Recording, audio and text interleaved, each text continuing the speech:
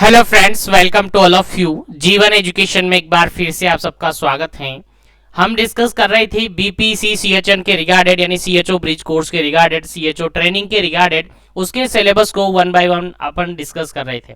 Lastly session के अंदर हमने फिफ्थ ब्लॉक यानी सेकंड पेपर अपन डिस्कस कर रहे थे। सेकंड पेपर के अंदर फिफ्थ ब्लॉक स्टार्ट था और उसके अंदर फोर्थ यूनिट हमारी चल रही थी ऑन्कोलॉजी के रिगार्डेड, वो थी यानी नॉर्मल और स्क्रीनिंग टेस्ट और स्क्रीनिंग ऑफ कैंसर के रिगार्डेड हम पढ़ रहे थे, जिसके अंदर काफी सारे सेशन हम पढ़ चुके हैं और उम्मीद है सारे सेशन आपको समझ में आ गए होंगे। और बिल्कुल लास्टली जो सेशन अपन डिस्कस किए थे, जिसके अंदर हमने पैलेटिव केयर के रिगार्डेड डिस्कस की थी कि पैलेटिव केयर क्या होता है, जिसके अंदर हमने डायरेक्टली और बेसिकली जो मोटिव मैंने आपको बताया था वो था कि किसी भी पेशेंट और उसके फैमिली की क्वालिटी ऑफ लाइफ को इंप्रूव करना बेसिक नीड होता है या बेसिक पर्पज होता है पैलेटिव केयर के रिगार्डेड। उम्मीद है समझ में आया होगा।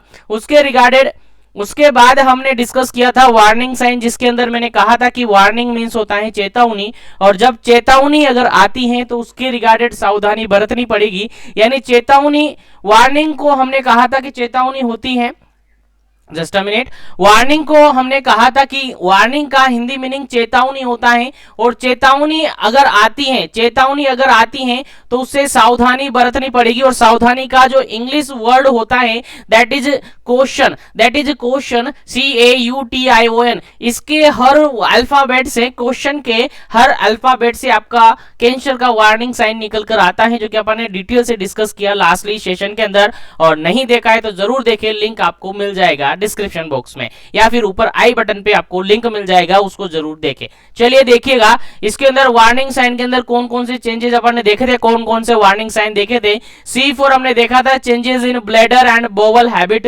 देन A का मींस हमने देखा था कि any sore that does not heal. Then हमने देखा था यू अनयूजुअल ब्लीडिंग और अनयूजुअल डिस्चार्ज। देन T का देखा था thickening of lump. Then I का देखा था इनडाइजेशन ऑफ डिफिकल्टी या इंडाइजेशन और डिफिकल्टी इन सोलो। देन हमने देखा था obvious changes in mole and wart. और लास्टली वार्निंग साइन था जो हमने देखा था N4 नेजिंग कफ और ऑर्सनेस वॉइस, ये हमने देखा था। वार्निंग साइन कंप्लीटली हमने लास्टली वीडियो के अंदर देखा है, लास्टली सेशन के अंदर पढ़ा है, तो नहीं देखा हो तो जरूर उसको देखें। बाकी आज के सेशन के अंदर अपन डिस्कस करेंगे कॉमन कैंसर के रिगार्डेड, जो कि कंप्लीटली अपन पढ़ने वाले हैं। तो कंटिन्यूअसली और कंसंट्रेशन के साथ क्लास को लीजिएगा और ध्यान से देखिएगा, समझने की कोशिश कीजिएगा और अपनी नोटबुक साथ रखिएगा। जो भी पॉइंट आपको मेंशन करने हैं वो जरूर मेंशन कीजिएगा। बाकी पीडीएफ वगैरह आपको अवेलेबल करवा जाएगी जल्द ही, आपको ऐप का लिंक अवेलेबल करवा दिया जाएगा, प्ले स्टोर से आप डाउनलोड कर सकेंगे। ऐप तैयार हो चुका है, केवल कंटेंट आपको उसके अंदर प्रोवाइड करने हैं, जो कि 1 या 2 दिन के अंदर आपको रेडी मिलेगा और सबको मैं वहीं पर आपको ऐड कर दूंगा, ताकि वहीं से आपको सारा कंटेंट अवेलेबल हो जाएगा। चलिए बढ़ते हैं और आज हम डिस्कस करने वाले हैं कॉमन कैंसर। चलिए कॉमन कैंसर अपन पढ़ेंगे, लेकिन उससे पहले अगर वीडियो को लाइक नहीं किया तो लाइक कीजिएगा, शेयर नहीं किया तो शेयर भी कर दीजिएगा, और चैनल पर पहली बार विजिट कर रहे हैं तो चैनल को सब्सक्राइब करना नहीं भूलिएगा, और साथ ही अपने फ्रेंड्स को भी मोटिवेट कीजिएगा, ताकि सभी कैंडिडेट जीवन एजुकेशन के साथ जुड़े और इन सभी कंटेंट का, इन सभी मटेरियल का बेनिफिट ले सके। चलिए बढ़ते हैं। कॉमन कैंसर बेसिकली आपके BPC-CHN यानी ट्रेनिंग के अंदर, सीएचओ ट्रेनिंग के अंदर, सीएचओ ब्रिज कोर्स के अंदर बेसिकली 3 कैंसर हमें पढ़ने हैं, ज्यादा कैंसर नहीं पढ़ने हैं। हालांकि काफी सारे अलग अलग टाइप के कैंसर होते हैं, हर सिस्टम के रिगार्डेड एक नया कैंसर होता है, आप सबने पढ़ा होगा। हेमेटोलॉजिकल कैंसर होता है, इसोफेजियल कैंसर होता है, स्टोमक से रिगार्डेड कैंसर होता है, गैस्ट्रिक कैंसर होता है, काफी सारे अलग अलग कैंसर होते हैं, प्रोस्टेट कैंसर होता है, तो काफी सारे अलग अलग कैंसर होते हैं। हम ज्यादा डिटेल से डिस्कस नहीं करेंगे, क्योंकि आपके सिलेबस के अंदर केवल 3 ही टाइप के कैंसर दिए हैं, और 3 ही टाइप के कैंसर को अपन जनरली और कंप्लीटली पढ़ेंगे, और इन्हीं 3 टाइप के कैंसर से आपको क्वेश्चन पूछा जाएगा, जिसके अंदर सबसे इंपॉर्टेंट कैंसर आपको लास्टली जो मैं बताऊंगा वह आने वाला है। ठीक है, तो 3 कैंसर कौन कौन से हैं। पहला कैंसर है that is cancer of oral cavity. आपकी ओरल कैविटी, आपकी बक्कल कैविटी, आपकी ओरल म्यूकोसा के अंदर जो कैंसर होता है, काफी इंपोर्टेंट है ओरल कैविटी का कैंसर, जो कि अपन पढ़ेंगे डिटेल से। उसके बाद सेकंड कैंसर है दैट इज यूटेराइन सर्विक्स, यानी सर्वाइकल कैंसर अपन कह सकते हैं, जिसके अंदर पेप स्मीयर आपने सुना होगा, डायग्नोस्टिक इवोल्यूशन होता है, काफी इंपॉर्टेंट टॉपिक है जिसको भी अपन डिटेल से पढ़ेंगे। नेक्स्ट थर्ड कैंसर है that is cancer of breast, यानी ब्रेस्ट कैंसर और ब्रेस्ट लंप, काफी इंपॉर्टेंट है। इन तीनों कैंसर में सबसे ज्यादा इंपॉर्टेंट जो टॉपिक है दैट इज ब्रेस्ट कैंसर। कौन सा है? ब्रेस्ट कैंसर सबसे इंपॉर्टेंट टॉपिक है, तो सबसे पहले हम इसे ही पढ़ेंगे क्योंकि ये सबसे ज्यादा इंपॉर्टेंट है और 100% श्योरिटी के साथ आपके क्वेश्चन पेपर के अंदर ये देखने को मिलेगा। इससे रिगार्डेड छोटे से लेकर बड़ा कोई सा भी क्वेश्चन देखने को मिल सकता है, चाहे शॉर्ट नोट्स में मिले या फिर लॉन्ग क्वेश्चन के अंदर मिले। तो कंप्लीटली पढ़ेंगे ब्रेस्ट कैंसर क्या होता है, ब्रेस्ट कैंसर के क्या रिस्क फैक्टर होते हैं, ब्रेस्ट कैंसर के क्या क्या कॉजेज होते हैं, ब्रेस्ट कैंसर के रिगार्डेड क्या क्या डायग्नोस्टिक इवोल्यूशन होता है, जिसके अंदर हम पढ़ेंगे BSE breast self examination, most important topic है, मोस्ट कॉमनली एग्जाम के अंदर देखने को मिलता है, तो इसको अपन डिटेल से पढ़ेंगे। पूरा प्रोसीजर है, पूरे स्टेप इसके रिगार्डेड आपसे एग्जाम में पूछी जा सकती है। उसके अलावा ब्रेस्ट कैंसर का मैनेजमेंट क्या है, ब्रेस्ट कैंसर के प्रिवेंशन क्या है, कंप्लीटली इस सेशन के अंदर अपन पढ़ने वाले हैं। तो स्टार्ट करते हैं, कंसंट्रेट हो जाइए और अपनी नोटबुक उठा लीजिएगा और लिखना स्टार्ट कीजिएगा इंपॉर्टेंट की पॉइंट। चलिए बढ़ते हैं और आज के सेशन के अंदर हम पढ़ेंगे ब्रेस्ट कैंसर, लेकिन उससे पहले कुछ इंपॉर्टेंट हो जाए। और इंपॉर्टेंट क्या हो जाए? आपके competitive exam point of view से, आपके objective exam point of view से। अगर ऑब्जेक्टिव एग्जाम आप देने वाले हैं इनिशिएटिव कैंडिडेट, तो जरूर यहां से आपके एग्जाम में क्वेश्चन पूछा जाएगा। और अगर कॉम्पिटिटिव एग्जाम्स की प्रिपरेशन आप साथ में कर रहे हैं तो यहां से 100% एक क्वेश्चन आपको देखने को मिलेगा। चलिए बढ़ते हैं। सबसे पहले अपन ब्रेस्ट कैंसर स्टार्ट करने से पहले कुछ कॉमन और मोस्ट इंपोर्टेंट टॉपिक डिस्कस करते हैं जो कि ऑनलाइनर क्वेश्चन आपके एग्जाम में पूछे जा सकते हैं। चलिए टॉप 5 कैंसर अपन देखेंगे। टॉप लिखा हुआ है, लाइन समझने की कोशिश कीजिएगा। Top 5 cancer in female in India according to data. कब का डाटा? 2018 के डाटा के अकॉर्डिंग फीमेल के अंदर कैंसर कौन कौन से होते हैं।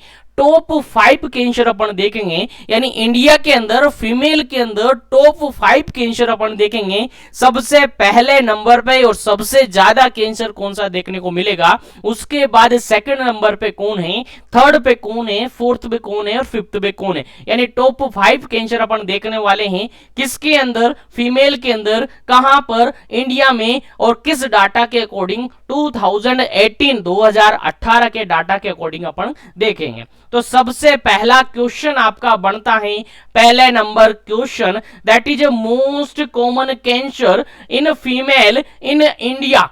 First most common cancer in female in India that is breast cancer, that is breast cancer. First most common cancer in India, याद रखिएगा सबसे ज्यादा देखने को मिलता है इंडिया के अंदर अकॉर्डिंग टू डाटा। याद रख लीजिएगा 2018 के डाटा के अकॉर्डिंग अपन देख रहे हैं और सबसे ज्यादा कैंसर देखने को मिला है that is breast cancer. I think समझ में आ गया होगा, सबसे पहले नंबर पे माना जाता है फीमेल के अंदर, इंडिया के अंदर ब्रेस्ट कैंसर। नेक्स्ट बात करें सेकंड क्वेश्चन आपका, second most common cancer female के अंदर, इंडिया के अंदर, फीमेल के अंदर और इंडिया के अंदर। याद रखेगा इंडिया में फीमेल के अंदर पाया जाने वाला या मिलने वाला सेकंड मोस्ट कैंसर है, सेकंड मोस्ट कॉमन कैंसर है that is lip cancer, lips cancer और ओरल कैंसर। याद रखिएगा, ध्यान रखिएगा, भेजे में बिठा लीजिएगा। 100% आपके एग्जाम में क्वेश्चन पूछने को मिल सकता है, देखने को मिल सकता है, तो याद रखिएगा। चलिए थर्ड क्वेश्चन अपन याद करते हैं। Third most common cancer in female in India, female के अंदर और इंडिया के अंदर सबसे मोस्ट कॉमन और थर्ड नंबर का कैंसर है दैट इज सर्वाइकल कैंसर या सर्विक्स कैंसर अपन कह सकते हैं। याद रखिएगा 3 कैंसर अपन ने देखे, सबसे मोस्ट कॉमनली देखने वाला कैंसर है that is breast cancer, second most common cancer है दैट इज लिप और ओरल कैंसर, और third most common cancer that is cervical cancer. याद रखिएगा, भूलना नहीं है। चलिए नेक्स्ट क्वेश्चन अपन डिस्कस करते हैं, fourth most common cancer in female in India. India के अंदर फीमेल में पाया जाने वाला फोर्थ नंबर का कैंसर है, that is lung cancer. That is lungs cancer, यानी आपके फेफड़े के अंदर जो कैंसर होता है वो कैंसर। ठीक है, याद रखिएगा, भूलना नहीं है। Fourth most common cancer in female in India, that is lung cancer, याद रखिएगा। लास्ट क्वेश्चन फीमेल के regarded, that is fifth most common cancer in India in female. Female के अंदर पाया जाने वाला फिफ्थ नंबर का कैंसर है, दैट इज स्टमक कैंसर और गैस्ट्रिक कैंसर। याद रखिएगा, पांचों लाइन आपके दिमाग में सेट हो जानी चाहिए, आपको याद रखना है। अगर आप कॉम्पिटिटिव या ऑब्जेक्टिव पेपर देने वाले हैं तो आपको क्वेश्चन देखने को मिल सकता है, काफी इंपॉर्टेंट है। तो 5 क्वेश्चन यहां पर आपको याद रखने हैं। आई थिंक समझ में आ गए होंगे और अपनी नोटबुक में नोट कर लिए होंगे, या फिर आप स्क्रीन शॉट ले सकते हैं, तो फटाफट से स्क्रीन शॉट आप ले लीजिए। आई थिंक ले लिया होगा। चलिए आगे बढ़ते हैं और नेक्स्ट टॉपिक डिस्कस करते हैं। ये पढ़े अपन ने top 5 cancer in female. Female के अंदर टॉप 5 कैंसर अपन ने देखे। अब हम टॉप 5 कैंसर देखेंगे मेल के अंदर और इंडिया के अंदर अकॉर्डिंग टू डाटा 2018 के डाटा के अकॉर्डिंग टॉप 5 कैंसर अपन देखेंगे किसके अंदर, मेल के अंदर। एज इट इज ये भी 5 क्वेश्चन होंगे आपके एग्जाम के रिगार्डेड और यहां से आपके एग्जाम में क्वेश्चन पूछा जा सकता है। चलिए अब बढ़ते हैं, पहला क्वेश्चन तैयार है। किसकी बात कर रहे हैं, top 5 cancer in male in India according to 2018 data. याद रखिएगा, 2018 के अकॉर्डिंग इंडिया के अंदर मेल में पाया जाने वाला टॉप 5 कैंसर अपन देख रहे हैं, जिसके अंदर सबसे पहले नंबर पे जो कैंसर आता है that is first most common cancer या most common cancer in male in India, that is oral cancer और लिप कैंसर। याद रखिएगा, मोस्ट कॉमन कैंसर है इन मेल के अंदर, याद रखिएगा ओरल कैंसर। सेकेंड अपन बात करें, सेकेंड क्वेश्चन की बात करें तो second most common cancer in India in male. Male के अंदर पाया जाने वाला और इंडिया में पाया जाने वाला सबसे कॉमन कैंसर के बाद second most common cancer that is lung cancer, यानी ओरल कैंसर के बाद second most common cancer that is lung cancer. याद रखिएगा, भूलना नहीं है। चलिए आगे बढ़ते हैं, थर्ड क्वेश्चन अपन देखते हैं। थर्ड क्वेश्चन है third most common cancer in India in male, यानी मेल के अंदर पाया जाने वाला और इंडिया में देखने को मिलने वाला थर्ड मोस्ट कॉमन कैंसर, यानी ओरल कैंसर के बाद लंग कैंसर और लंग कैंसर के बाद थर्ड नंबर पे जो कैंसर आता है दैट इज गैस्ट्रिक कैंसर और स्टमक कैंसर। याद रखेगा, गैस्ट्रिक कैंसर और स्टमक कैंसर, याद रखेगा, भूलना नहीं है। चलिए नेक्स्ट बात करते हैं फोर्थ नंबर क्वेश्चन की। Fourth most common cancer in India in male, male के अंदर पाया जाने वाला और इंडिया के अंदर देखने को मिलने वाला फोर्थ नंबर का कैंसर है दैट इज कोलोरेक्टल कैंसर। क्या है, कोलोरेक्टल कैंसर, यानी कोलन और रेक्टम से रिगार्डेड कैंसर है दैट इज कोलोरेक्टल कैंसर। काफी इंपोर्टेंट है, याद रखिएगा, भूलना नहीं है। चलिए लास्ट क्वेश्चन अपन देखते हैं, fifth number question that is fifth most common cancer in India in male. Male के अंदर 5वें नंबर पे पाया जाने वाला कैंसर कौन सा है दैट इज ईसोफेजियल कैंसर। याद रखिएगा, ईसोफेजियल कैंसर। आई थिंक समझ में आ गया होगा। तो फीमेल के अंदर मोस्ट कॉमन कैंसर अपन ने देखे, फीमेल के अंदर मोस्ट कॉमन कैंसर अपन ने देखे जिसमें फर्स्ट नंबर पे कैंसर था that is breast cancer, second number था that is oral cancer, third number cervical cancer, fourth number lung cancer और फिफ्थ नंबर स्टमक और गैस्ट्रिक कैंसर। उम्मीद है याद हो गया होगा, उम्मीद है समझ में आया होगा। चलिए आगे बढ़ते हैं और नेक्स्ट अपन देखें, नेक्स्ट अपन ने देखा मेल के अंदर कैंसर, टॉप 5 कैंसर जिसके अंदर सबसे पहले कैंसर देखने को मिलेगा मोस्ट कॉमन कैंसर मेल के अंदर that is oral cancer, second number lung cancer, third number gastric cancer, fourth number colorectal cancer और फिफ्थ नंबर इसोफेजियल कैंसर। उम्मीद है समझ में आ गया होगा, नोट कर लिया होगा। स्क्रीनशॉट लेना है तो फटाफट से स्क्रीनशॉट ले लीजिएगा और नोट भी करते रहिएगा, ताकि इसी तरीके से ये सारे क्वेश्चन आपको याद हो जाए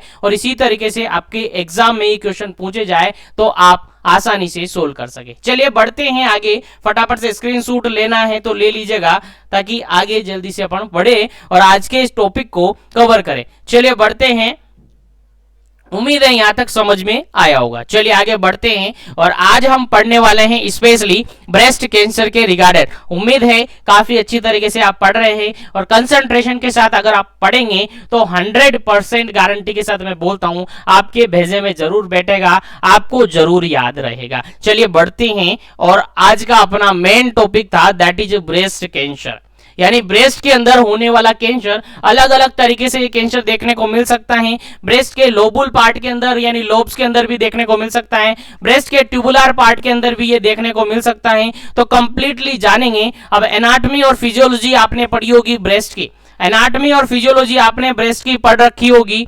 आपको पता होगा पेड ऑर्गन है, क्या है, पेड ऑर्गन है और यहां पर मेमोरी ग्लैंड के नाम से भी जाना जाता है। आप सबको पता है breast also known as a memory gland, आप सबको याद होगा। और वेट की अगर अपन बात करें, नॉर्मली फिजियोलॉजी और एनाटॉमी आप सबने पढ़ी होगी तो ज्यादा डिटेल से अपन डिस्कस नहीं करेंगे, केवल ब्रीफली में आपको बता देता हूं, केवल ब्रीफली में आपको बता देता हूं। जो ब्रेस्ट होते हैं वो पेड ऑर्गन है, पेड ऑर्गन है यानी नंबर में कितने होते हैं, 2 होते हैं और इनको मेमोरी ग्लैंड के नाम से भी जाना जाता है। किस नाम से, मेमोरी ग्लैंड के नाम से भी जाना जाता है। उसके बाद अगर वेट की अपन बात करें, वेट की अगर बात करें तो 400 to 500 ग्राम वन ब्रेस्ट का वेट होता है। आई थिंक आप सबको ये सारी जानकारी याद होगी, तो ज्यादा डिस्कस अपन यहां पर नहीं करेंगे, केवल अपन ब्रेस्ट कैंसर के रिगार्डेड बात करेंगे।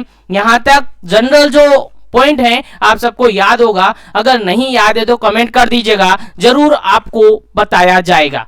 ठीक है, तो अलग से सेपरेट सेशन लेकर आपको जरूर बताया जाएगा। उम्मीद है यहां तक आपको समझ में आ गया होगा। आगे बढ़ते हैं और हम डिस्कस करने वाले हैं ब्रेस्ट कैंसर के रिगार्डेड। लेकिन अगर अभी तक वीडियो को लाइक नहीं किया तो लाइक कर दीजिए, शेयर नहीं किया तो शेयर कर दीजिए, ताकि सभी सेशन आपको इसी तरीके से कंटिन्यू मिल सके। चलिए पढ़ रहे हैं ब्रेस्ट कैंसर।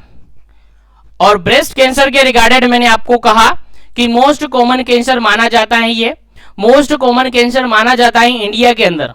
ठीक है, कहां पर, इंडिया के अंदर मोस्ट कॉमन कैंसर माना जाता है। किसके अंदर, फीमेल के अंदर। याद रखिएगा, याद होगा आपको, अभी थोड़ी जस्ट देर पहले मैंने आपको बताया।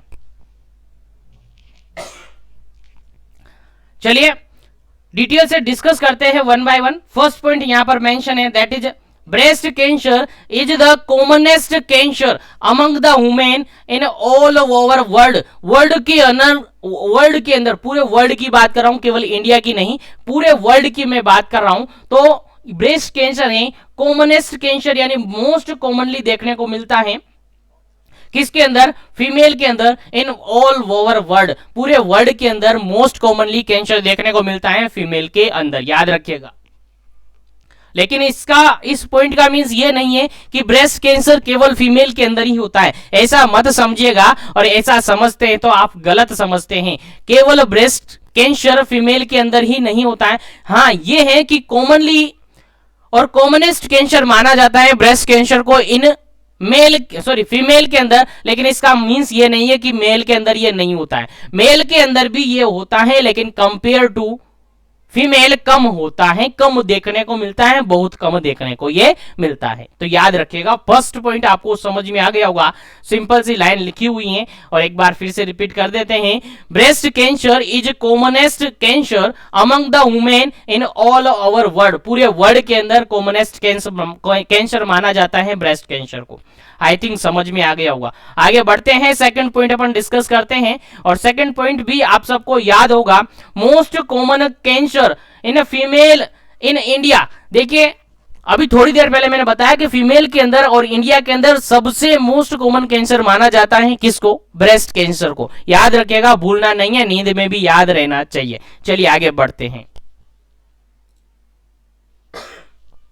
उम्मीद है समझ में आ रहा होगा, और समझ में आ रहा है तो कंसंट्रेशन के साथ पढ़ते रहिएगा, और बाद में इस क्लास को जरूर शेयर कीजिएगा अपने फ्रेंड्स के साथ, और फ्रेंड्स को भी मोटिवेट कीजिएगा जीवन एजुकेशन के साथ जुड़ने के लिए। चलिए बढ़ते हैं, नेक्स्ट पॉइंट है, it is the second most common cancer among the women after the cancer of uterine cervix and is emerging as the commonest cancer in urban centre. देखिए अर्बन सेंटर के अंदर कॉमनली देखा जाने वाला ये cancer माना जाता है, और सबसे पहले जनरली अर्बन सेंटर्स के अंदर, जनरली अर्बन सेंटर के अंदर और इमरजेंसी कंडीशन के अंदर जो कैंसर देखने को मिलता है वो मोस्टली देखने को मिलता है यूटेराइन सर्विक्स कैंसर। उसके बाद सेकंड मोस्ट कॉमन कैंसर देखने को मिलता है ब्रेस्ट कैंसर। याद रखिएगा अर्बन सेंटर की यहां पर बात की जा रही है, कंफ्यूजन बिल्कुल भी नहीं होना है। अगर डाउट है तो कमेंट सेक्शन आपके लिए खाली है, आपका डाउट भी सोल्व करवाया जाएगा।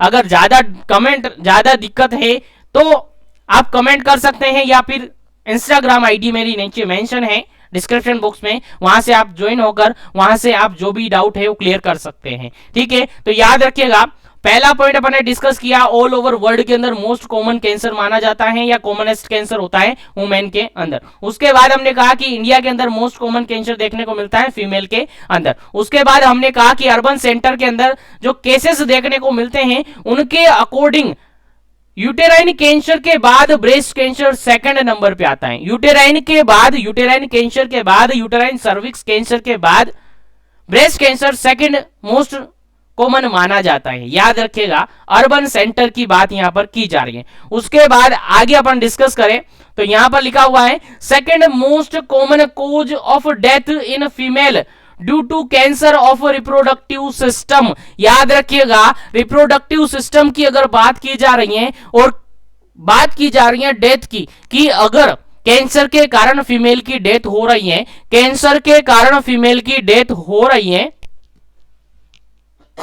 पूरे वर्ल्ड की बात कर रहे हैं, सेकेंड मोस्ट कॉमन कोज माना जाता है। सेकेंड मोस्ट कॉमन कोज माना जाता है किसको? ब्रेस्ट कैंसर को। सेकेंड मोस्ट कॉमन कोज माना जाता है फीमेल की डेथ को इन वर्ल्ड, पूरे वर्ल्ड के अंदर अगर फीमेल की डेथ हो रही है और कैंसर के कारण से हो रही है तो सेकेंड मोस्ट कॉमन कोज होता है उसका ब्रेस्ट कैंसर। याद रखिएगा सेकेंड मोस्ट कॉमन कोज होता है उसका ब्रेस्ट कैंसर। ठीक है, आई थिंक यहां तक आपको समझ में आ गया होगा। क्या पॉइंट अपने देखे तो 4 पॉइंट अभी तक अपने देखे और चारों पॉइंट आई थिंक आपको समझ में आ गए होंगे। तो रिप्रोडक्टिव सिस्टम का अगर कैंसर है और उसके कारण से फीमेल की डेथ हो रही है तो सेकंड मोस्ट कॉमन माना जाता है, सेकंड मोस्ट कॉमन कोज माना जाता है फीमेल डेथ का, दैट इज ब्रेस्ट कैंसर। याद रखिएगा, भूलना नहीं है।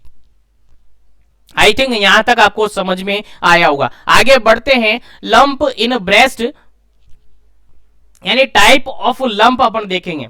ब्रेस्ट के अंदर जो लंप बनते हैं, जो ट्यूमर होते हैं, उनके टाइप अपन डिस्कस करेंगे और उम्मीद है ट्यूमर के रिगार्डेड आपको कंप्लीटली जानकारी है, क्योंकि ट्यूमर के टाइप के रिगार्डेड हमने कैंसर के इंट्रोडक्शन के अंदर ही काफी अच्छी तरीके से पढ़ा था कि ट्यूमर के टाइप्स क्या क्या होते हैं। वहां पर हमने कहा था कि 2 टाइप से ट्यूमर हो सकते हैं, मैलिग्नेंट ट्यूमर हो सकता है और बिनाइन ट्यूमर हो सकता है। नॉन कैंसरस ट्यूमर हो सकता है और कैंसरस ट्यूमर हो सकता है। कहा था हमने कब? जब ट्यूमर हम पढ़ रहे थे। तो लंप इन ब्रेस्ट यानी ट्यूमर इन ब्रेस्ट, और इनकी अगर टाइप की बात करें तो 2 टाइप होते हैं। बेसिकली 2 टाइप के बेसिकली 2 टाइप के लंप हो सकते हैं, बेसिकली 2 टाइप के ट्यूमर हो सकते हैं। एक ट्यूमर जो कि नॉन कैंसरस ट्यूमर होगा, जिसको अपन बिनाइन ट्यूमर कहते हैं, और एक कैंसर जिसको हम कैंसरस, एक ट्यूमर जिसको हम कैंसरस ट्यूमर कहते हैं, उसको हम क्या कहते हैं? मैलिग्नेंट ट्यूमर कहते हैं। याद रखिएगा, मैलिग्नेंट ट्यूमर कहते हैं। तो बेसिकली जो इंट्रोडक्शन में हमने बताया था सेम एज इट इज वही है, थोड़ा सा केवल कैंसर के अकॉर्डिंग थोड़ा सा 1-2 पॉइंट अपन मेंशन करेंगे कि क्या डिफरेंस इसके अंदर रहता है। तो बिनाइन ट्यूमर और मैलिग्नेंट ट्यूमर यानी बिनाइन लंप और मैलिग्नेंट लंप अपन कह सकते हैं। ब्रेस्ट कैंसर की अपन बात कर रहे हैं और ट्यूमर यानी लंप की अपन बात कर रहे हैं, जो कि 2 टाइप के होते हैं, आप सबको पता होगा। बिनाइन ट्यूमर होता है जिसको नॉन कैंसरस ट्यूमर कहा जाता है और मैलिग्नेंट ट्यूमर होता है जिसको कैंसरस ट्यूमर कहा जाता है। अब बिनाइन ट्यूमर के अंदर क्या होगा, हमने कहा था बिनाइन ट्यूमर के अंदर, अगर आपको याद हो तो, कि बिनाइन ट्यूमर कैप्सुलेटेड होता है, बिनाइन ट्यूमर कैप्सुलेटेड होता है, हमने कहा था, याद हो तो आपको। अगर नहीं याद तो प्रीवियसली क्लासेस जरूर आप विजिट करें एक बार फिर से, आपको याद रहेगा। तो बिनाइन ट्यूमर कैसा होता है, कैप्सुलेटेड होता है। कैसा होता है, कैप्सुलेटेड होता है, यानी जो भी ट्यूमर होता है, जो भी लंप होता है, उसके चारों तरफ क्या होती हैं, कवरिंग पाई जा सकती है, लेयर पाई जा सकती है, जिससे वो आसानी से स्प्रेड नहीं हो पाते। उसके अलावा हमने कहा था कि इनकी जो ग्रोथ रेट है, बिनाइन ट्यूमर की जो ग्रोथ रेट है वो कैसी होती है, स्लो होती है। कैसी होती हैं, स्लो होती हैं। ये पॉइंट यहां पर आप मेंशन कर सकते हैं, हालांकि मैंने आपको इसके अंदर मेंशन नहीं की है, लेकिन मैं बता रहा हूं तो अपने नोटबुक में मेंशन कर लीजिएगा, और आप फाइनल एग्जाम में जब लिखने जाए पेपर तो वहां पर आप जरूर मेंशन कीजिएगा। तो बिनाइन ट्यूमर की ग्रोथ रेट स्लो होती है, बिनाइन ट्यूमर कैप्सुलेटेड होता है। उसके अलावा हमने कहा था कि बिनाइन ट्यूमर नॉन मेटास्टेसिस होता है, बिनाइन ट्यूमर का मेटास्टेसिस नहीं होता है। सर मेटास्टेसिस क्या, तो काफी अच्छी तरीके से प्रीवियसली क्लासेस में हमने पढ़ा है मेटास्टेसिस क्या होता है। मेटास्टेसिस मतलब जो भी कैंसरस ट्यूमर है उसका स्प्रेड होना, ट्रांसमिट होना, एक जगह से दूसरी जगह पर चला जाना, एक जगह से किसी मीडियम के थ्रू, चाहे ब्लड हो, चाहे लिम्फ हो, चाहे अदर पार्ट से हो, वो दूसरी जगह पर चला जाए, दैट इज मेटास्टेसिस, यानी स्प्रेड होना, ट्रांसमिट होना अपन जनरली कहेंगे। तो बिनाइन ट्यूमर के अंदर हमने लास्टली भी कहा था कि ये मेटास्टेसिस नहीं होते, यानी नॉर्मली कहेंगे कि नॉन मेटास्टेसिस होते हैं। उसके अलावा मोस्ट कॉमन बिनाइन ट्यूमर होता है ब्रेस्ट के अंदर, जो मोस्ट कॉमन बिनाइन ट्यूमर होता है या मोस्ट कॉमन बिनाइन लंप होता है, दैट इज फाइब्रो एडेनोमा। याद रखिएगा, fibro adenoma most common benign tumour माना जाता है ब्रेस्ट के अंदर। ब्रेस्ट कैंसर हम पढ़ रहे हैं, भूलना नहीं है क्लास किसकी चल रही है, ब्रेस्ट कैंसर अपन पढ़ रहे हैं, और ब्रेस्ट कैंसर के अंदर बिनाइन लंप की अगर बात करें तो मोस्ट कॉमन जो बिनाइन लंप देखने को मिलता है दैट इज फाइब्रो एडेनोमा। याद रखिएगा, फाइब्रो एडेनोमा देखने को मिलता है। उसके अलावा ब्रेस्ट कैंसर के अंदर अगर ब्रेस्ट कैंसर है और उसके अंदर लंप कैसा है, अगर ब्रेस्ट के अंदर लंप कैसा है, बिनाइन लंप है, बिनाइन ट्यूमर है, तो पेन होगा या नहीं होगा, पेन होगा, लेकिन लेस होगा, बिल्कुल कम होगा, या पेन लेस भी अपन कह सकते हैं। ठीक है, पेन लेस होगा, या तो पेन बहुत कम होगा तो, बाकी पेन नहीं होता है। बिनाइन ट्यूमर के अंदर पेन देखने को नहीं मिलता है, केवल लंप होता है, लेकिन पेन देखने को नहीं मिलता है। हमें कैसे पता चलेगा सर, या जिस लेडी को, जिस फीमेल को कैंसर हो रहा है, जिस लेडी को बिनाइन ट्यूमर है, उसको कैसे पता चलेगा कि बिनाइन ट्यूमर है या मैलिग्नेंट ट्यूमर है? तो थोड़ा सा वेट कीजिएगा, सस्पेंस रखिएगा। आपको डायग्नोस्टिक इवैल्यूएशन के अंदर बीएससी पढ़ाया जाएगा काफी अच्छी तरीके से, और फीमेल इवैल्यूएट कर पाएगी कि लंप कौन सा है, और बाकी हेल्थ केयर फैसिलिटीज के अंदर जाएगी तो वहां तो कंफर्म हो ही जाएगा कि बिनाइन है कि मैलिग्नेंट है। बाकी फीमेल खुद से भी चेक कर पाएगी कि बिनाइन ट्यूमर है या मैलिग्नेंट ट्यूमर है, बिनाइन लंप है या मैलिग्नेंट लंप है। आई थिंक समझ में आया होगा।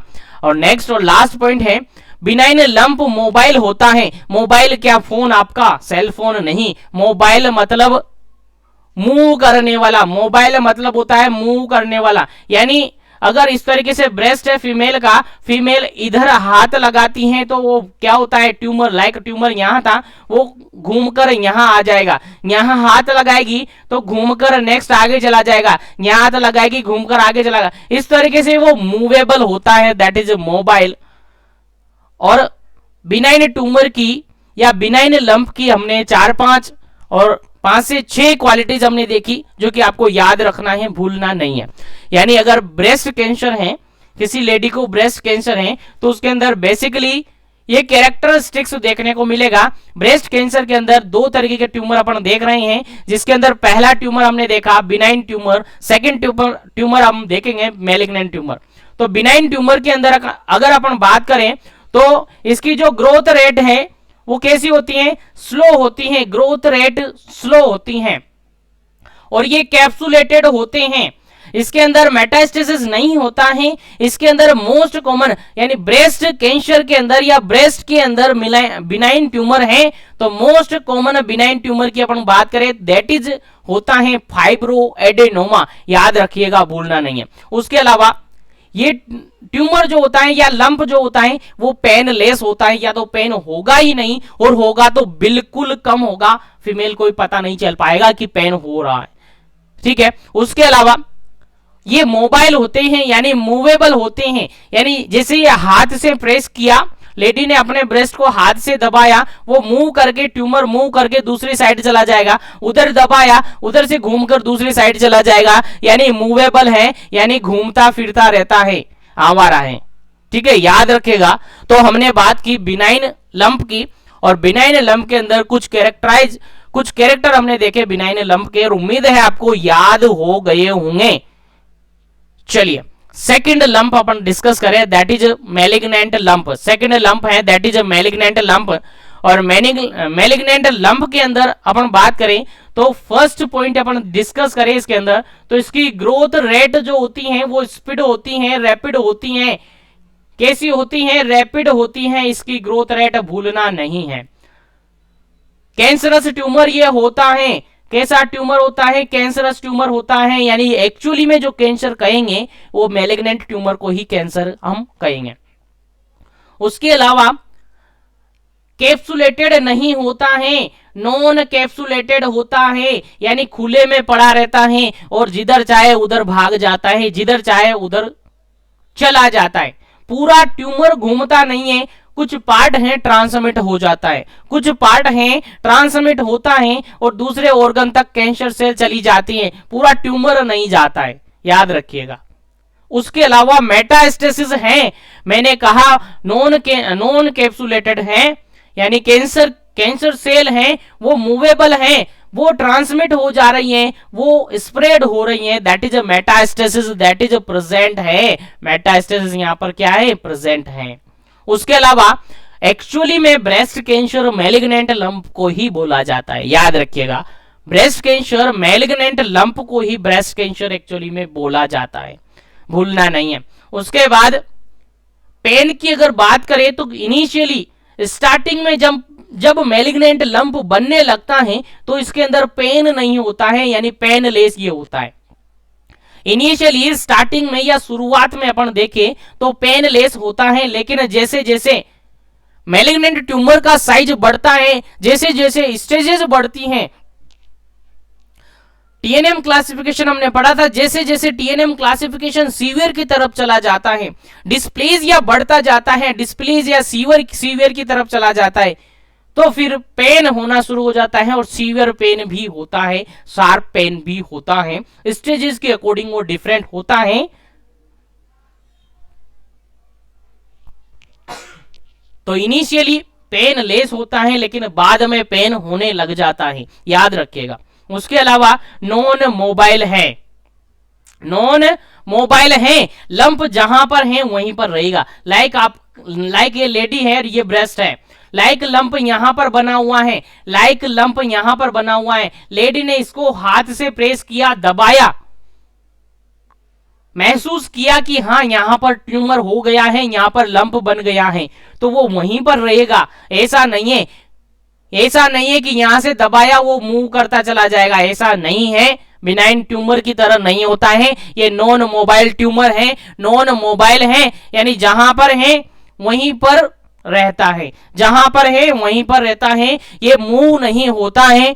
तो याद रखिएगा, यहां तक का डिफरेंस आपको क्लियरली समझ में आ गया होगा, तो याद रखिएगा और स्क्रीनशॉट ले लीजिएगा। नोट कर रहे तो काफी अच्छी तरीके से आप नोट कर लीजिएगा, ताकि आगे भी इस तरीके से आपको मिल सके। चलिए बढ़ते हैं आगे, फटाफट से स्क्रीनशॉट ले लीजिएगा।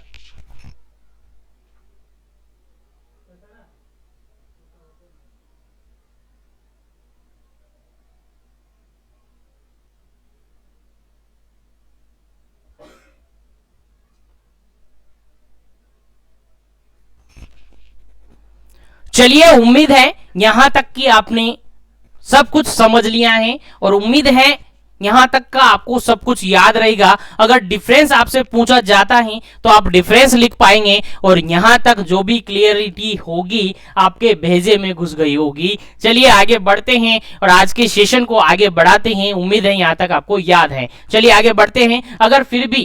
अगर फिर भी आपको डाउट रहता है, कोई भी क्वेश्चन आपके माइंड में रह जाता है, कोई भी क्वेरीज आपके माइंड में रह जाता है, तो कमेंट सेक्शन आपके लिए खाली है, या पर्सनली मुझे मैसेज कर सकते हैं। व्हाट्सएप ग्रुप पर आपको ऐड किया हुआ है, वहां पर आप क्वेरी सोल्व कर सकते हैं, या फिर इंस्टाग्राम आईडी डिस्क्रिप्शन बॉक्स में है, वहां से आप कोई भी आपका डाउट है उसको सोल्व कर सकते हैं। उम्मीद है आगे बढ़ते हैं और आगे हम डिस्कस करते हैं स्पेशली भाई मैलिग्नेंट ट्यूमर की। स्पेशली हम मैलिग्नेंट ट्यूमर की बात करेंगे अपन, क्योंकि कैंसर पढ़ रहे हैं। बिनाइन ट्यूमर अपन ने देखा ऊपर, एक बार फिर से दिखा दूं मैं आपको। बिनाइन ट्यूमर, दो तरीके के ट्यूमर हमने देखे, दो तरीके के लंप हमने देखे, जिसमें कहा कि लंप है दो प्रकार से होते हैं। एक तो कैंसरस लंप होता है, एक नॉन कैंसरस लंप होता है। यानी बिनाइन लंप कैंसर नहीं होता है, केवल ट्यूमर होता है जिसको हम ट्रीट कर सकते हैं, जिसका ट्रीटमेंट है सर्जरी के थ्रू, कीमोथेरेपी के थ्रू, रेडियोथेरेपी के थ्रू ट्रीटमेंट किया जा सकता है। तो ये इजीली आप सोल्व कर सकते हैं। लेकिन कैंसर है, अगर किसी पेशेंट के अंदर ब्रेस्ट कैंसर है, तो फिर इसको अपन डिटेल से पढ़ेंगे कि इसके अंदर क्या होना चाहिए, क्या नहीं होना चाहिए, कैसे कैसे इसके अंदर स्क्रीनिंग की जानी चाहिए। तो यहां पर बिनाइन ट्यूमर है, यहीं पर तक आपको याद रखना है। बाकी मैलिग्नेंट ट्यूमर को अपन कंप्लीटली आगे पढ़ेंगे। तो नेक्स्ट टॉपिक के अंदर अपन डिस्कस करते हैं malignant lump of breast. Breast के अंदर मैलिग्नेंट लंप क्या होता है। चलिए बढ़ते हैं। हेडिंग है आपकी मैलिग्नेंट लंप और cancer lump of breast. Breast के अंदर कैंसर लंप बना है, क्या होता है। चलिए इसको भी दो भागों में बांटा है, इसका भी दो पार्ट किया है। दो तरीके से मैलिग्नेंट लंप हो सकते हैं, याद रखिएगा। मैलिग्नेंट लंप दो तरीके से हो सकते हैं। कौन कौन से लंप होंगे। पहला लंप होगा आपका डक्टल कार्सिनोमा, इसको कहेंगे डक्टल कार्सिनोमा। और सेकंड होगा that is lobular carcinoma. Ductal carcinoma और सेकंड होगा ल्यूबुलर कार्सिनोमा। याद रखिएगा, नाम से मीनिंग आपको समझ में आ रहा होगा। नाम से मीनिंग समझ में आ रहा होगा। डक्टल यानी डक्ट से रिगार्डेड है, यानी लेक्टिफेरस डक्ट आपने सुनी होगी, और लोबुलर यानी लोब आपने सुने होंगे। ब्रेस्ट के अंदर अलग अलग टाइप के लोब होते हैं। आपने काफी अच्छी तरीके से ब्रेस्ट का एनाटॉमी फिजियोलॉजी पढ़ा होगा। नहीं पढ़ा तो एक बार पढ़ लीजिएगा, देख लीजिएगा एक बार बुक्स जो भी आपके पास है, या फिर गूगल कर लीजिएगा क्या एनाटॉमी फिजियोलॉजी होता है। और अगर आप पढ़ना चाहते हैं तो कमेंट कर दीजिएगा, आपको उसका एनाटॉमी फिजियोलॉजी भी पढ़ा दिया जाएगा। डोंट वरी, केवल समझना है आपको और कोशिश करना है याद रहे, भेजे में घुस जाए। चलिए बढ़ते हैं और इसके अंदर देखिए सबसे पहले अपन डिस्कस करेंगे डक्टल कार्सिनोमा, यानी डक्ट के अंदर। और डक्ट कौन सी, ये जो टाइप का कैंसर है वो ओरिजिनेट होता है फ्रॉम दी लेक्टिफेरस डक्ट। याद रखिएगा, नाम याद रखिएगा, ductal carcinoma originate from lactiferous duct. Lactiferous duct से ये ओरिजिनेट होता है, याद रखिएगा, भूलना नहीं है।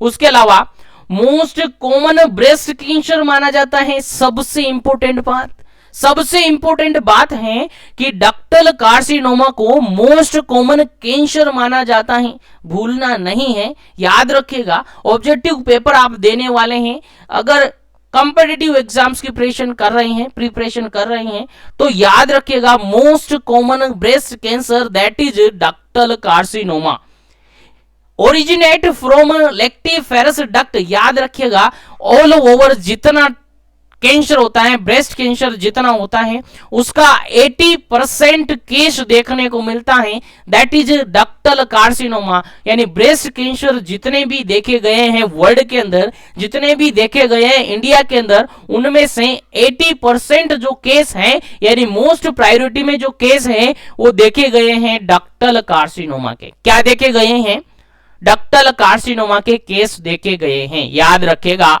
मोस्ट कॉमन कैंसर है ब्रेस्ट कैंसर। उम्मीद है समझ में आ गया होगा। सेकंड अपन डिस्कस करते हैं that is lobular cancer. That is lobular cancer या लोबुलर कार्सिनोमा। ये ओरिजिनेट होता है लोब से, और इसको लेस कॉमन माना गया है और ये रेयरली देखने को मिलता है, काफी कम देखने को मिलता है। अप्रोक्सीमेटली 20% अपन कह सकते हैं, 15 to 20% ये आपको देखने को मिलता है कैंसर केसेस के अंदर। तो मोस्ट कॉमनली देखने को मिलता है दैट इज डक्टल कार्सिनोमा, जो कि 80% केस देखने को मिलता है और मोस्ट कॉमनली यही होता है। ऑल ओवर वर्ल्ड के अंदर की बात करें या ऑल ओवर इंडिया की अपन बात करें। उम्मीद है यहां तक आपको समझ में आ गया होगा क्लियरली। अब आगे बढ़ते हैं और मैलिग्नेंसी हमें पता चल गई। मैलिग्नेंट ट्यूमर कौन सा होता है ब्रेस्ट के अंदर, मैलिग्नेंट लंप कौन सा होता है ब्रेस्ट के अंदर, याद रखिएगा, भूलना नहीं है कभी भी, नींद में भी नहीं भूलना है, आपको याद रखना है। क्योंकि इतना तो आप याद रख ही सकते हैं, as a community health officer आप है तो इतना कुछ तो आपको याद रखना होगा, भूलना नहीं है। इंपॉर्टेंट क्वेश्चन है, आपके एग्जाम पॉइंट ऑफ व्यू से एग्जाम में पूछा जाएगा पूरा ब्रेस्ट कैंसर। लॉन्ग क्वेश्चन भी सेपरेट आपसे पूछा जा सकता है और अलग अलग शॉर्ट नोट्स करके भी आपसे क्वेश्चन पूछा जा सकता है, तो भूलना नहीं है। चलिए बढ़ते हैं और नेक्स्ट डिस्कस करते हैं रिस्क फैक्टर और कॉजेज। ब्रेस्ट कैंसर के रिस्क फैक्टर और कॉजेज हम देखते हैं, जिसके अंदर आप सबको पता है कॉमन कैंसर, किसी भी कैंसर के रिगार्डेड जब इनिशियली स्टार्टिंग में मैंने आपको बताया था, कैंसर जब अपन पढ़ रहे थे स्टार्टिंग में ही, स्टार्टिंग सेशन के अंदर ही, जिसके अंदर मैंने कैंसर के कॉजेज और रिस्क फैक्टर पढ़े थे, वो सारे आप यहां मेंशन कर सकते हैं, वो सारे आप यहां पर लिख सकते हैं। स्पेशली जो ब्रेस्ट कैंसर के रिगार्डेड है वो आगे अपन मेंशन करेंगे। यानी जो अभी तक हमने कैंसर के रिगार्डेड, कॉमन कैंसर कोई सा भी कैंसर हो, वो सारे कॉजेज वहां पर आते हैं, वो सारे रिस्क फैक्टर वहां पर आते हैं। तो प्रीवियसली जो भी बताए हुए हैं उनको मैं रिपीट नहीं करूंगा, जो वहां पर थे उनको आप यहां पर मेंशन कर सकते हैं, ऐड कर सकते हैं। बाकी जो एडिशनली है स्पेशली ब्रेस्ट कैंसर के रिगार्डेड वो अपन यहां पर डिस्कस करेंगे। चलिए बढ़ते हैं। सबसे पहली लाइन मैंने यहां पर हाईलाइट की है, एग्जैक्ट कोज अननोन। याद रखिएगा, ब्रेस्ट कैंसर का एग्जैक्ट कोज पता नहीं है, क्या है एग्जैक्ट कोज पता नहीं है क्या है, केवल एक मीजरेबल या मीजर माना गया है कि ये रिस्क फैक्टर है और इन वजह से ब्रेस्ट कैंसर देखने को मिल सकता है। तो एग्जैक्ट कोज आपको पता नहीं है, ठीक है। तो इसके जो कॉमन रिस्क फैक्टर है वो अपन डिस्कस करते हैं वन बाय वन। यहां तक उम्मीद है आपको समझ में आ गया होगा। आगे बढ़ते हैं, one by one risk factor पढ़ते हैं। सबसे मेनली कैंसर का रिस्क माना जाता है दैट इज जेनेटिक म्यूटेशन। अगर जेनेटिक म्यूटेशन हुआ है ब्रेस्ट के अंदर तो ब्रेस्ट कैंसर हो सकता है, ऐसा माना गया है। उसके अलावा रेडिएशन एक्सपोजर, इसको मोस्ट कॉमनली कोजेज माना जाता है कि रेडिएशन एक्सपोजर में अगर कोई पर्सन है तो उसके अंदर कैंसर देखने को मिलता है, याद रखिएगा। अब ये रेडिएशन के एक्सपोजर में कैसे होगा, आप सबने सुना होगा, अपने साइड आइड साइड में अपने सराउंडिंग में टावर वगैरह बनाए जाते हैं, वो भी रेडियो एक्सपोजर हो सकते हैं, उनसे भी रेडियो एक्टिव रेज निकलती है और उससे भी आप एक्सपोज हो सकते हैं। उसके अलावा फ्रीक्वेंटली एक्सरे आप करवा रहे, फ्रीक्वेंटली सीटी स्कैन आप करवा रहे, तो वो सब क्या है, रेडिएशन छोड़ती है और उसके कारण से आपको कैंसर हो सकता है, याद रखिएगा। उसके अलावा केमिकल भी कैंसर का कोजेस हो सकते हैं। केमिकल्स में जैसे प्रिजर्वेटिव हो सकते हैं या पेस्टिसाइड हो सकते हैं, ये सारे भी कैंसर करवा सकते हैं। उसके अलावा एज की अपन बात करें तो एज भी ब्रेस्ट कैंसर के रिगार्डेड इंपॉर्टेंट मानी जाती है कि ये भी रिस्क फैक्टर है।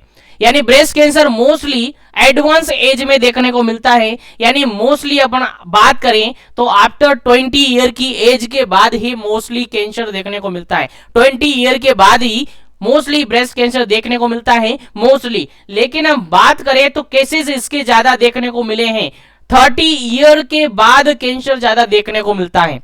बाकी बेसिकली अपन बात करें तो 20 ईयर के बाद कैंसर के केसेस देखने को मिल सकते हैं। उसके अलावा क्या कोजेस हो सकते हैं, अर्ली मिनार्की मतलब क्या होता है सर, मेंस्ट्रुएशन यानी पीरियड्स आना 12 साल से पहले ही, अगर पीरियड्स आने लग जाते हैं, मेंस्ट्रुअल साइकिल स्टार्ट हो जाती है दैट इज अर्ली मिनार्की, याद रखिएगा। लेट मेनोपॉज यानी मेंस्ट्रुअल साइकिल 55 ईयर तक भी, या सॉरी 55 ईयर के बाद भी अगर स्टॉप नहीं होते हैं, दैट इज लेट मेनोपॉज। यानी 55 के बाद भी अगर मेंस्ट्रुअल साइकिल चालू है, मेंस्ट्रुअल साइकिल आ रहे हैं, पीरियड्स आ रहे हैं, तो वो भी कोजेज हो सकते हैं ब्रेस्ट कैंसर के रिगार्डेड। आई थिंक याद होगा, याद नहीं है तो याद रखिएगा, काफी इंपॉर्टेंट है। चलिए आगे बढ़ते हैं। नलीपेरेटी, नलीपेरेटी आप सबने पढ़ा होगा, ऐसी लेडी जिसने अभी तक एक भी बेबी को बर्थ नहीं करवाया है, एक भी बेबी की डिलीवरी नहीं करवाई है, या ऐसी लेडी जिससे एक भी बेबी डिलीवर नहीं हुआ है, उसके अंदर भी ये रिस्क देखने को मिलता है, याद रखिएगा। उसके अलावा लेट और फुल टर्म प्रेगनेंसी, याद रखिएगा, ये भी रिस्क फैक्टर माना है। लेट और फुल टर्म प्रेगनेंसी, प्रेगनेंसी का टाइम पूरा हो गया, टर्म प्रेगनेंसी हो गई, लेकिन अभी तक डिलीवरी नहीं हुई है, तो ऐसे कंडीशन में भी इसको रिस्क फैक्टर माना गया है कि ये ब्रेस्ट कैंसर कोज करवा सकता है। उसके अलावा क्या हो सकता है सर? उसके अलावा फैमिली हिस्ट्री, अगर प्रीवियसली फैमिली के अंदर किसी को ब्रेस्ट कैंसर था, तो हो सकता है आगे की जनरेशन में ब्रेस्ट कैंसर देखने को मिल सके, आगे की जनरेशन में ब्रेस्ट कैंसर हो सके या मिल पाए, तो ये भी एक रिस्क फैक्टर माना है। उसके अलावा पर्सनल हिस्ट्री, जो जिस भी पर्सन को अगर कैंसर है या ब्रेस्ट से रिगार्डेड कोई दिक्कत है, प्रॉब्लम है, तो उसके अंदर ब्रेस्ट कैंसर देखने को मिल सकता है, इसलिए इसको भी क्या माना गया है? रिस्क फैक्टर माना गया है। उसके अलावा रिपीटेडली और frequently OCP, oral contraceptive pills का यूज किया जा रहा है, ओवर यूज किया जा रहा है, तो उसके अंदर भी ब्रेस्ट कैंसर देखने को मिल सकता है, क्योंकि इसके अंदर हार्मोनल कंपोजिशंस होते हैं जो कि स्टिमुलेट करते हैं। उसके अलावा एचआरटी दैट इज हार्मोन या hormonal replacement therapy, hormonal replacement therapy भी रिस्क फैक्टर माना गया है कि किसी पर्सन के अंदर, किसी लेडी के अंदर अगर हार्मोन रिप्लेसमेंट थेरेपी स्टार्ट है या दी जा रही है, तो उसके अंदर ब्रेस्ट कैंसर हो सकता है, मे भी हो सकता है, जरूर नहीं है कि होगा, एक रिस्क माना गया है। उसके अलावा लाइफस्टाइल, उसके अलावा अगर अल्कोहल इंटेक किया जा रहा है, टोबैको च्यूइंग किया जा रहा है, पेशेंट की लाइफ स्टाइल कैसी है, वो सारे क्या है? रिस्क फैक्टर है, और वो ब्रेस्ट कैंसर कोज करवा सकते हैं। आई थिंक समझ में आ गया होगा। तो ये सारे रिस्क फैक्टर हमने देखे, और उम्मीद है सारे रिस्क फैक्टर आपको समझ में आए होंगे, और उम्मीद है यहां तक का टॉपिक आपको क्लियरली भेजे में और दिमाग में घुस गया होगा। तो चलिए आगे बढ़ते हैं और आगे डिस्कस करते हैं रिस्क फैक्टर के बाद। उम्मीद है रिस्क फैक्टर आपके दिमाग में घुस गए होंगे। चलिए आगे बढ़ते हैं और नेक्स्ट डिस्कस करते हैं ब्रेस्ट कैंसर के क्लिनिकल मैनिफेस्टेशन या sign and symptom of breast cancer. Breast cancer के साइन एंड सिम्टम्स क्या रहेंगे, ब्रेस्ट कैंसर के क्लिनिकल फीचर क्या रहेंगे, क्या क्या लक्षण देखने को मिलेगा अगर ब्रेस्ट कैंसर है तो फीमेल के अंदर। देखते हैं वन बाय वन। सबसे पहला और कॉमन जो साइन देखने को मिलेगा, साइन और सिम्टम देखने को मिलेगा, that is changes in size. यानी जिस ब्रेस्ट के अंदर हमने कहा है कि ब्रेस्ट पेयर्ड ऑर्गन है, आप सबको पता है, तो जिस ब्रेस्ट के अंदर अगर लंप है या फिर कैंसर है, उस ब्रेस्ट का साइज एबनॉर्मल हो जाएगा नॉर्मल ब्रेस्ट की कंपैरिजन में। यानी ब्रेस्ट साइज चेंजेज हो सकता है, मोस्ट कॉमनली देखा जाने वाला साइन एंड सिम्टम है, क्लिनिकल फीचर है, और इजीली लेडी खुद पता लगा पाती हैं कि हाँ ब्रेस्ट के अंदर कुछ चेंजेज हैं, यानी कुछ तो एबनॉर्मलिटीज हैं, और जब वो इन्वेस्टिगेशन करवाती हैं तो उसके अंदर लंप देखने को मिलता है, और फिर बाद में आइडेंटिफाई होता है कि हाँ ब्रेस्ट कैंसर है। चलिए आगे बात करते हैं next clinical feature, that is a nipple that is pulled और चेंज इन पोजीशन और शेप। जो ब्रेस्ट के अंदर निपल होता है वो पुल्ड हो जाता है, यानी एक तरीके से कह सकते हैं दबाव उसके अंदर आ जाना, या फिर मुड़ जाना, या फिर अंदर धस जाना, कैसे भी आप समझ सकते हैं, या उसकी पोजीशन चेंज हो जाती है या उसकी शेप चेंज हो जाती है, और ऐसी कंडीशन में अगर देखने को मिलता है तो अपन आइडिया लगाते हैं कि पेशेंट को कोई टाइप का कैंसर है और स्पेशली ब्रेस्ट कैंसर है। उसके बाद नेक्स्ट क्लिनिकल फीचर अपन देखे, that is a rashes on और अराउंड द निप्पल, निप्पल के चारों तरफ और निप्पल के ऊपर रेसेस देखने को मिलते हैं। ब्रेस्ट कैंसर की कंडीशन में रेसेस देखने को मिलते हैं निप्पल के चारों तरफ या निप्पल के ऊपर। आई थिंक समझ में आ गया होगा। नेक्स्ट अपन बात करें next clinical feature, that is discharge from one or both nipple. Generally non pregnant lady या जनरली नॉन प्रेग्नेंट कंडीशन या जनरली लैक्टेशन मदर होती हैं या लैक्टेटिंग मदर नहीं है, यानी जनरली अपन कहें अगर लैक्टेशन मदर है तो उसके अंदर डिस्चार्ज होता है, मिल्क डिस्चार्ज होता है। लेकिन अगर नॉर्मल लेडी है, प्रेग्नेंट कंडीशन भी नहीं है, लैक्टेशन की कंडीशन भी नहीं है, और ऐसी कंडीशन में अगर डिस्चार्ज हो रहा है वन और बोथ निपल से, that denote the lump in breast और कैंसर इन ब्रेस्ट, याद रखिए। उसके अलावा पकरिंग और डिम्पलिंग ऑफ स्किन, स्किन के ऊपर पकरिंग होना, डिंपल्स बनना, डिंपल्स जानते होंगे आप सब डिंपल्स क्या होते हैं, तो डिंपल्स का बनना ये भी एक क्लिनिकल फीचर माना जाता है ब्रेस्ट कैंसर का। उसके अलावा लंप और थिकनिंग इन ब्रेस्ट, ब्रेस्ट के अंदर लंप होना, ब्रेस्ट का थिक होना, ये भी क्लिनिकल फीचर होता है लंप इन ब्रेस्ट का। आई थिंक समझ में आ गया होगा। उसके अलावा constant pain in the breast और आर्मपीट, कॉन्स्टेंटली पेन रहेगा, कंटिन्यूअसली पेन रहेगा ब्रेस्ट के अंदर। जैसे ही ब्रेस्ट को हाथ लगाया जाएगा, ब्रेस्ट को प्रेस किया जाएगा तो पेन होगा और वो कंटिन्यूअसली रहेगा और वो ट्रांसमिट भी हो जाएगा और वो रेडिएट भी हो जाएगा अपनी आर्म में, भुजाओं में, अपने कंधे में, शोल्डर में या हाथ में, वो ट्रांसमिट भी हो जाएगा। और ऐसी कंडीशन है तो डायरेक्टली कहेंगे कि कंडीशन कैसी है, कैंसर की हो सकती है। यानी कैंसर के अंदर ये सारे क्लिनिकल फीचर देखने को मिलते हैं, तो याद रखिएगा, भूलना नहीं है। क्लिनिकल फीचर ऑफ कैंसर या clinical manifestation of cancer, breast cancer specially, that sign show, ये सारे साइन देखने को मिलते हैं, याद रखिएगा, भूलना नहीं है। नोट कर लिया होगा, नहीं किया तो फटाफट से स्क्रीन शॉट ले लीजिएगा ताकि आपको याद रहे। और आगे बढ़ते हैं, इस टॉपिक को कंटिन्यू करते हैं और नेक्स्ट डिस्कस करते हैं। इसके बाद diagnostic evolution of breast cancer, breast cancer के रिगार्डेड कौन कौन से डायग्नोस्टिक टेस्ट किए जाते हैं, कौन कौन से डायग्नोस्टिक इवोल्यूशन किए जाते हैं, ओपन डिस्कस करते हैं वन बाय वन। उम्मीद है यहां तक समझा होगा और आगे उम्मीद है आगे भी आपको समझ में आएगा। चलिए बढ़ते हैं। डायग्नोस्टिक इवोल्यूशन की अपन बात करें तो अर्ली डायग्नोसिस और लेट डायग्नोसिस या कंफर्मेटरी डायग्नोसिस करके अपन डिस्कस करेंगे। अर्ली डायग्नोसिस में अपन क्या करेंगे, ब्रेस्ट कैंसर है तो सबसे मोस्ट इंपोर्टेंट अर्ली डायग्नोसिस होता है that is BSE, breast self examination, याद रखिएगा, भूलना नहीं है। ब्रेस्ट सेल्फ एग्जामिनेशन याद रखिएगा, भूलना नहीं है, फिर भी कह रहा हूं ब्रेस्ट सेल्फ एग्जामिनेशन, जो कि एक खुद में एक नया टॉपिक बन जाता है जिसको अपन नेक्स्ट सेशन के अंदर डिस्कस करेंगे ब्रेस्ट सेल्फ एग्जामिनेशन के अंदर। उम्मीद है समझ में आएगा और उम्मीद है पूरा क्वेश्चन आपको शॉर्ट नोट्स में देखने को मिलेगा, तो कंप्लीटली पढ़ेंगे अपन नेक्स्ट सेशन के अंदर। याद रखिए, अभी यहां पर मेंशन कर लिया अपन ने, डायग्नोस्टिक टेस्ट के अंदर अर्ली डायग्नोसिस किया जाता है that is breast self examination, BSE इसको शॉर्ट में अपन कहते हैं। उसके अलावा मेमोग्राफी किया जाता है, उसके अलावा रेडियोलॉजिकल एग्जामिनेशन किया जाता है जिसके अंदर एक्सरे, सीटी स्कैन वगैरह करवाए जा सकते हैं, MRI वगैरह करवाए जा सकते हैं।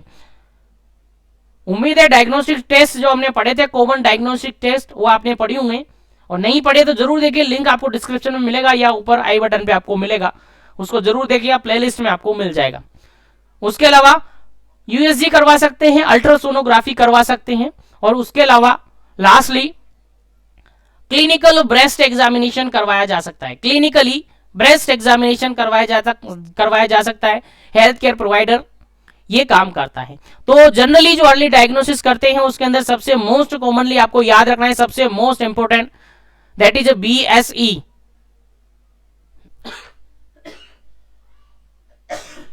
सॉरी ब्रेस्ट सेल्फ एग्जामिनेशन याद रखिएगा, काफी इंपॉर्टेंट है। उसके अलावा मेमोग्राफी करवा सकते हैं, उसके अलावा रेडियोलॉजिकल एग्जामिनेशन करवा सकते हैं, उसके अलावा अल्ट्रासोनोग्राफी यानी यूएसजी करवा सकते हैं, उसके अलावा सीबीई यानी क्लिनिकल ब्रेस्ट एग्जामिनेशन करवा सकते हैं। उम्मीद है ये समझ में आ गया होगा, और समझ में आ गया हो तो स्क्रीनशॉट ले लीजिएगा और आगे बढ़ते हैं। चलिए नेक्स्ट अपन डिस्कस करते हैं कंफर्मेटरी डायग्नोसिस। कंफर्मेटरी डायग्नोसिस याद रखिएगा, भूलना नहीं है। Confirmatory diagnosis of breast cancer, breast cancer के रिगार्डेड कंफर्मेटरी डायग्नोसिस। और उम्मीद है आपने जो डायग्नोस्टिक टेस्ट हमने पढ़े थे वो आपको याद होंगे, आपने अच्छी तरीके से पढ़े होंगे। अगर नहीं पढ़े हैं तो याद रखिएगा, भूलना नहीं है, जरूर उनको पढ़िएगा, क्योंकि उनके अंदर सारे डायग्नोस्टिक टेस्ट हमने पढ़े थे, और जितने भी कैंसर पढ़े जाते हैं उन्हीं में से सारे डायग्नोस्टिक टेस्ट करवाए जाते हैं, उन्हीं में से आपको पढ़ना होता है। चलिए इसके अंदर मैंने कहा था, जब डायग्नोस्टिक टेस्ट अपन ने पढ़ा था तो उसके अंदर हमने कहा था कि बायोप्सी को कंफर्मेटरी टेस्ट माना जाता है, एक जनरली पॉइंट ऑफ व्यू से अपन देखें तो।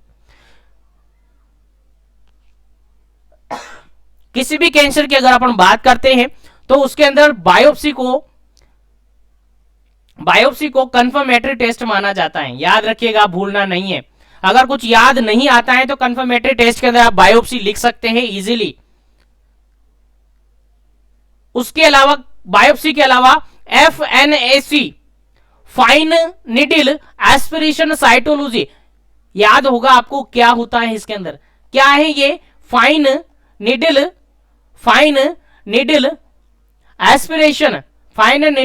एस्पिरेशन साइटोलॉजी, क्या है फाइन निडिल एस्पिरेशन साइटोलॉजी, काफी इंपोर्टेंट है ये भी, इसको भी कंफर्मेटरी टेस्ट के अंदर इंक्लूड किया जाता है। लेकिन उसके अलावा बायोप्सी को बिल्कुल कंफर्मेटरी माना जाता है, भूलना नहीं है, बिल्कुल बायोप्सी को कंफर्मेटरी टेस्ट माना जाता है।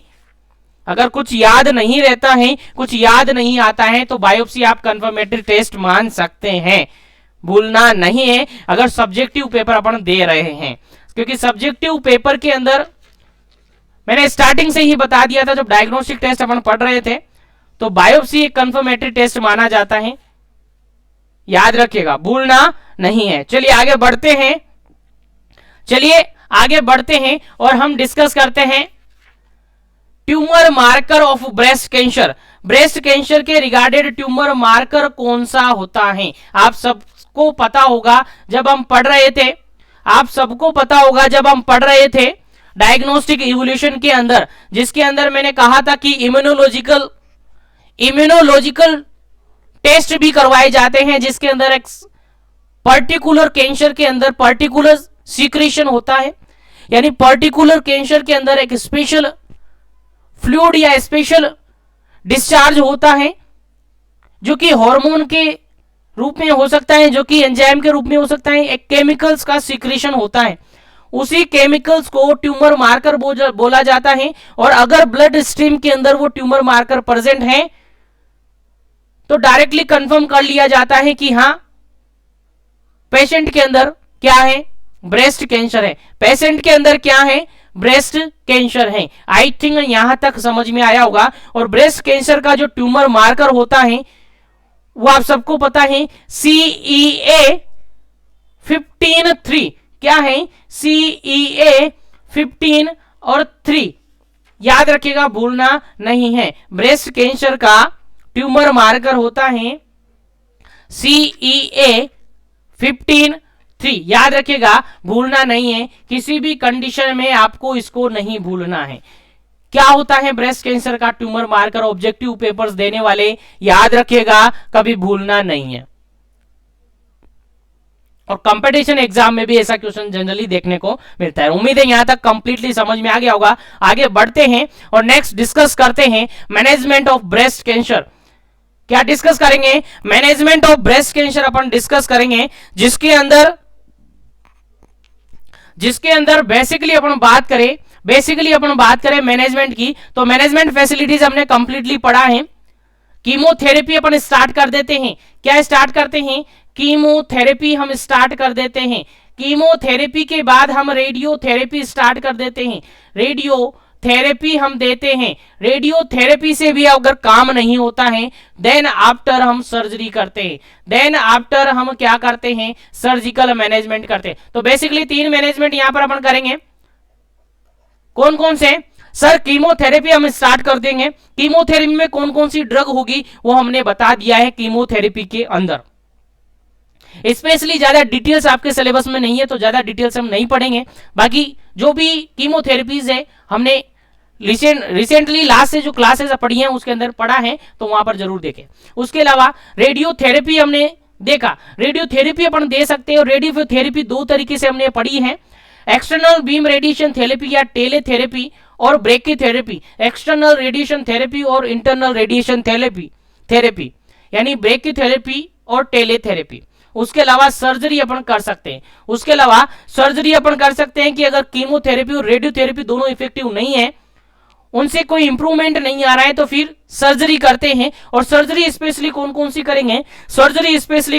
करेंगे, सर्जरी का नाम मैं यहां पर बता देता हूं, बाकी ज्यादा जानकारी आपको याद भी नहीं रहेगा तो कोई दिक्कत वाली बात नहीं है। यहां पर करेंगे अपन लंपेक्टोमी। क्या करेंगे? लंपेक्टोमी आप कर सकते हैं, यानी जिस पार्ट के अंदर केवल लंप है, यानी ब्रेस्ट है, ये ब्रेस्ट है लेडी का, इस पार्ट के अंदर लंप बन रहा है तो इस वाले पार्ट को क्या कर दिया जाएगा, रिमूव कर दिया जाएगा। That known as lumpectomy. याद रखिएगा, केवल लंप को रिमूव किया जाता है, यानी रिमूवल ऑफ लंप ओनली। याद रखिएगा, लंपेक्टोमी यहां पर अपन करेंगे। उसके अलावा सेकेंड टाइप की अगर अपन सर्जरी करेंगे तो अपन कह सकते हैं मास्टेक्टोमी करेंगे। कैसे? मास्टेक्टोमी। याद रखिएगा, मास्टेक्टोमी सेकंड सर्जरी होती है। इसके अंदर क्या करेंगे, ब्रेस्ट को ही निकाल देते हैं। ब्रेस्ट यानी मेमोरी ग्लैंड जो पड़ी थी अपन ने उसको निकाल देते हैं। यानी ये 2 तरीके से होती हैं, मास्टेक्टोमी। एक तो सिंपल मास्टेक्टोमी होती है, याद रखेगा, सिंपल मास्टेक्टोमी होती है। और दूसरी होती है मॉडिफाई। कौन सी? मॉडिफाई और रेडिकल मास्टेक्टोमी। सिंपल मास्टेक्टोमी के अंदर ब्रेस्ट को निकाला जाता है, केवल ब्रेस्ट ओनली रिमूव किया जाता है। उसके अलावा मॉडिफाई और रेडिकल मास्टेक्टोमी की अगर बात करें तो इसके अंदर removal breast and lymph node, breast को और लिम्फ नोड दोनों को ही निकाल दिया जाता है। याद रखिएगा, किस किस को? लिम्फ नोड को भी निकाल दिया जाता है, ब्रेस्ट को भी निकाल दिया जाता है। तो याद रखिएगा, ये कॉमनली 2 सर्जरी यहां पर करते हैं। अगर लोब के अंदर ट्यूमर है तो लोबेक्टोमी करते हैं। अगर डक्ट के अंदर ट्यूमर है तो डक्ट को ही निकाल दिया जाता है। यानी बेसिकली सर्जरी यहां पर जिस पार्ट के अंदर ट्यूमर बना हुआ है उस पार्ट को निकाल दिया जाता है और सर्जिकल प्रोसीजर काम में लेते हुए उसका मैनेजमेंट किया जाता है। उम्मीद है समझ में आ गया होगा कि ब्रेस्ट कैंसर का मैनेजमेंट कैसे करेंगे। एक बार फिर से बता दूं, सबसे पहले इनिशियली स्टार्ट किया जाता है कीमोथेरेपी। क्या स्टार्ट किया जाता है? कीमोथेरेपी। अगर इससे इंप्रूवमेंट नहीं आता है तो फिर रेडियोथेरेपी स्टार्ट कर दिया जाता है। रेडियोथेरेपी या रेडिएशन थेरेपी अपन स्टार्ट करते हैं। उससे भी फर्क नहीं पड़ता है तो फिर सर्जरी करते हैं। ध्यान रहे, ये अर्ली स्टेज में इफेक्टिव होती हैं। अगर लेट स्टेज हो गई, यानी स्टेज इतनी तक पहुंच गई है कि अब तो उसका मैनेजमेंट पॉसिबल नहीं है, केवल पैलेटिव केयर के रूप में ये सारी प्रोसीजर वहां पर अप्लाई किया जाता है। तो कीमोथेरेपी लाइफ लॉन्ग चलती है, रेडिएशन टाइम टू टाइम बताया जाता है और सर्जरी अफेक्टेड पार्ट को रिमूव कर दिया जाता है। दूसरे पार्ट अफेक्टेड हो जाता है तो दूसरे पार्ट में सर्जरी कर देते हैं। और अगर मेटास्टेसिस पूरी वॉल बॉडी के अंदर हो गया तो फिर कोई नहीं रोक सकता है कैंसर को फैलने से। तो उम्मीद है तीनों प्रोसीजर यहां पर काम में लेंगे, कीमोथेरेपी, रेडियोथेरेपी और सर्जिकल मैनेजमेंट, और कैंसर का इलाज हो जाएगा। उम्मीद है समझ में आ गया होगा। अब यहां पर दो लाइन यहां पर लिखी हुई है, इनको अपन देखते हैं और समझते हैं। उसके बाद नेक्स्ट सेशन अपन डिस्कस करेंगे नेक्स्ट क्लास के अंदर। चलिए, यहां पर लिखा है breast cancer is managed by surgery. Basically और जनरली कहे तो सर्जरी के थ्रू ही मैनेज होता है। उसके अलावा रेडियोथेरेपी द्वारा करवा सकते हैं या कीमोथेरेपी हम प्रोवाइड कर सकते हैं। कीमोथेरेपी के अंदर हार्मोनल रिप्लेसमेंट थेरेपी भी यहां पर आप लगा सकते हैं। हार्मोन थेरेपी भी आप यहां पर करवा सकते हैं, या फिर कॉम्बिनेशन में भी करवा सकते हैं, यानी रेडियोथेरेपी प्लस कीमोथेरेपी एक साथ चला सकते हैं, रेडियोथेरेपी और सर्जरी एक साथ कर सकते हैं, तो कॉम्बिनेशन में भी और अलग अलग भी इनको कर सकते हैं, और काफी हद तक इस कैंसर के रिगार्डेड मैनेजमेंट हो जाता है। अगर मेटास्टेसिस ज्यादा हो जाता है तो फिर मैनेजमेंट पॉसिबल नहीं होता है, फिर ऐसी कंडीशन में केवल पैलेटिव केयर प्रोवाइड की जाती है, और पैलेटिव केयर का टारगेट मैंने आपको बताया था कि केवल क्वालिटी ऑफ लाइफ को इंप्रूव किया जाता है। और इसके रिगार्डेड कंप्लीटली आपको समझ में आ गया होगा। तो ब्रेस्ट कैंसर के रिगार्डेड मैनेजमेंट की अपन बात करें तो रेडियोथेरेपी है, कीमोथेरेपी है और सर्जरी है, और सर्जरी के साथ साथ पैलेटिव केयर यहां पर प्रोवाइड कर सकते हैं, और ये कंप्लीटली आपका ब्रेस्ट कैंसर का टॉपिक कंप्लीट होता है। लेकिन इसके अंदर एक इंपॉर्टेंट टॉपिक्स रह जाता है, that is BSE, breast self examination, जिसको अपन नेक्स्ट टॉपिक के अंदर डिस्कस करेंगे। और उम्मीद है यहां तक कंप्लीटली समझ में आ गया, और ये समझ में आ गया तो नेक्स्ट टॉपिक भी आपको कंप्लीटली समझ आ जाएगा। तो इस सेशन को यहीं पर फिनिश करेंगे। वीडियो को ज्यादा से ज्यादा लाइक कीजिएगा, ज्यादा से ज्यादा शेयर कीजिएगा। चैनल पर पहली बार विजिट कर रहे हैं तो चैनल को सब्सक्राइब करना नहीं भूलिएगा, और अपने फ्रेंड्स को भी मोटिवेट कीजिएगा, ताकि सभी फ्रेंड्स, सभी कैंडिडेट, सभी CHO, सभी नर्सिंग स्टूडेंट हो, कोई भी हो, इन क्लासेस को जरूर लीजिएगा, क्योंकि काफी बेनिफिट इन क्लासेस से आपको होगा और 100% समझ में आएगा। बाकी इस सेशन को मैं फिनिश करता हूं यहीं पर। मिलेंगे नेक्स्ट सेशन के अंदर जल्द ही, जब तक के लिए बने रहे जीवन एजुकेशन के साथ।